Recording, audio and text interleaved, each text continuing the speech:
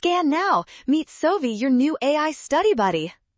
Commercial bank balance sheets can be tricky, but we will identify the correct liability together in just 3 simple steps. Let's solve this fast. First, we must understand that on a commercial bank's balance sheet, liabilities represent money the bank owes to others. We need to find which specific option fits this financial definition perfectly. Demand deposits are funds deposited by customers that the bank is legally obligated to pay back whenever requested. This makes them a clear debt for the bank, which means they are liabilities. Conversely, reserves, government bonds, and customer loans are all assets because they represent value or future income owned by the bank. Option B is correct.